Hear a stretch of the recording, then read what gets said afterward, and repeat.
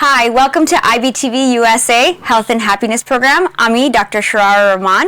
আর আজকে আমরা Dr. Hassaner সাথে. He is a doctor at Northwell Health Hospital and he also works at an urgent clinic.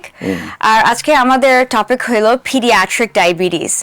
So, let's get started. কেমন আছেন আপনি? আমি ভালো আছি। আচ্ছা। So, আপনি বেসরকারি কাজ করেন, তাই না?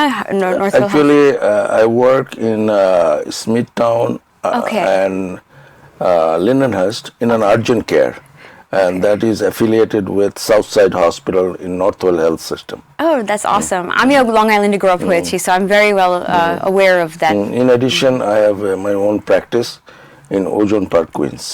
Pediatric practice. Okay. So ধন্যবাদ আপনি আজকে second time আমাদের শোতে আসছেন, so I'm very happy. Thank you. Thank you. Okay, so let's get started. So pediatric diabetes. So দুই রকমের ডায়াবেটিস আছে, diabetes type 1 and diabetes type 2. বাচ্চাদের কোন টাইপ আপনি বেশি দেখেন? বাচ্চাদের টাইপ 1. Okay. যেটা বাচ্চাদের বেশি হয় আর কি। Okay. টাইপ 1 আচ্ছা, সো আপনি টাইপ 1 ডায়াবেটিস এক্সপ্লেইন করতে পারবেন? হ্যাঁ, sure. Actually diabetes type 1 it affects children, মানে বাচ্চারাই বেশি আক্রান্ত হয়, এমনকি ইনফ্যান্টরাও হতে পারে, এবং বেশিরভাগ দেখা যায় 20 বছরের উপরে যাদের বয়স, কিন্তু এর কোনো ফিক্সড এজ নাই, যে কোনো বয়সেই হতে পারে।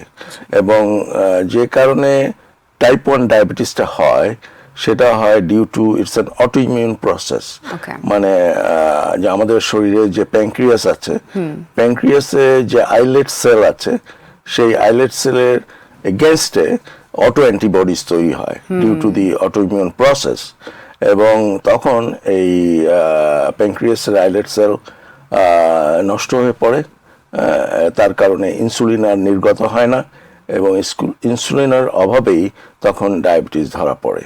আচ্ছা, so type 1 is insulin dependent. Insulin dependent. জি, আর টাইপ 2 টা আপনি এক্সপ্লেইন করতে পারবেন?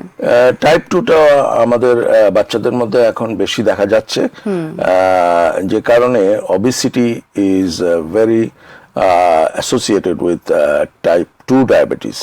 যেহেতু অনেকেই খুব অবিস বাচ্চারা, ওদের টাইপ 2 হচ্ছে এখন টাইপ 2 ডায়াবেটিস, এবং সেটা সাধারণত হয় ইনসুলিনের অভাব সেখানে আছে, কিন্তু ইনসুলিন যে পরিমাণে থাকার কথা সেই পরিমাণে যেমন টাইপ 1-এ থাকে না, কিন্তু টাইপ 2-তে ইনসুলিন থাকে, কিন্তু তার পাশাপাশি ইনসুলিন একটা রেজিস্ট্যান্স গ্রো করে, তার ফলে ইনসুলিন কাজ করতে পারে না।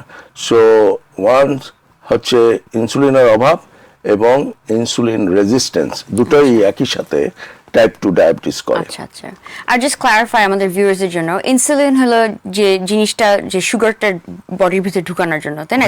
ইটস দ্য ড্রাইভার, সো এটার জন্য insulin is very important. Okay, so কোনো সিমটমস যারা টাইপ 1 লাইক বাচ্চারা, like let's say either infant বা নিউবর্ন, যদি টাইপ 1 ডায়াবেটিস হয়, যেটা আপনি বলেছেন এটা অটোইমিউন, কোনো সিমটমস থাকে?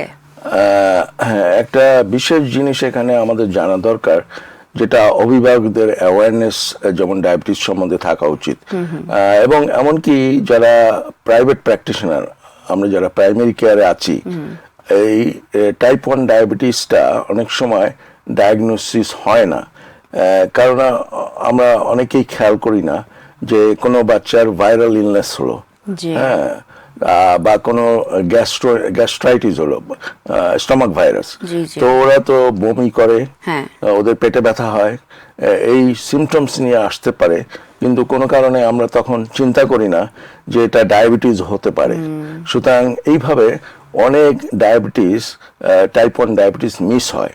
তবে আমরা যদি আলোচনা করতে চাই ডায়াবেটিসের লক্ষণগুলো কি, সেগুলো হচ্ছে যখনই আমরা দেখব, যেমন আমি বলি যে একটা ছোট বাচ্চা ইনফ্যান্ট, ওদের যদি ঘন ঘন ডাইপার র্যাশ হয়, হ্যাঁ, ফাঙ্গাল ইনফেকশন যেটাকে আমরা বলি ডাইপার র্যাশ, সেই ডাইপার র্যাশ হলেই আমাদেরকে একটু চিন্তা করতে হবে এটা কেন হচ্ছে বারবার, সেটা কি বাচ্চাটার ডায়াবেটিস আছে, এই একটা জিনিস। আবার কোনো কোনো বাচ্চাকে দেখা যায় তারা বিছানায় প্রস্রাব করে, যেটাকে আমরা বলি এনোরিসিস, হ্যাঁ, তাদের অ্যাক্সিডেন্ট হয়, বিছানায় পেশাব করে দেয়, এবং সেই এনোরেসিসটাও অনেক সময় দেখা যায় আমরা যদি ডিটেক্ট করতে যাই তখন ডায়াবেটিস ধরা পড়ে, টাইপ 1 ডায়াবেটিস।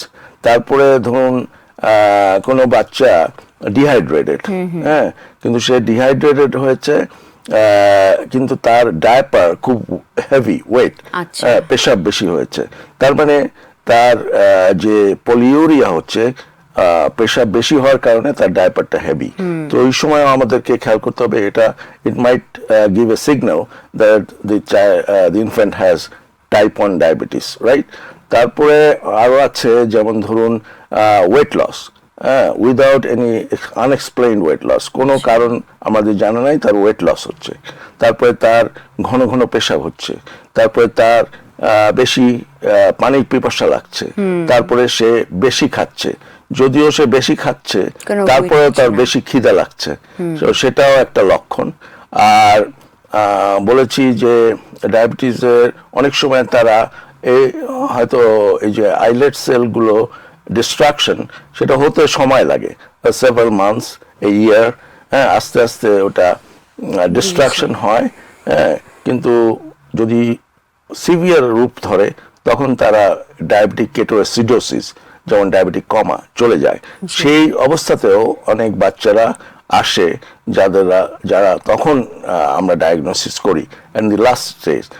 আমরা যদি আগে তাদের উপসর্গগুলো দেখে একটু সচেতন হতাম তাহলে হয়তো ডায়াবেটিসটা আগেই ধরা পড়তো। তো এগুলো হচ্ছে ডায়াবেটিসের বিভিন্ন উপসর্গ, সেগুলোর দিকে আমাদের প্রাইমারি কেয়ারে আমরা যারা আছি এবং যারা অভিভাবক আছি তারা যদি বাচ্চাদের এই রকম কোনো সিমটমস দেখে তখন তাদেরকে ডায়াবেটিসের কথা ভুললে চলবে না, ডায়াবেটিসটা ডিফারেন্সিয়াল ডায়াগনোসিসে রাখতে হবে, হতে পারে ডায়াবেটিস, তাদেরকে চেক করা যাবে, কেননা এই রোগটা নির্ণয় করা খুবই সহজ।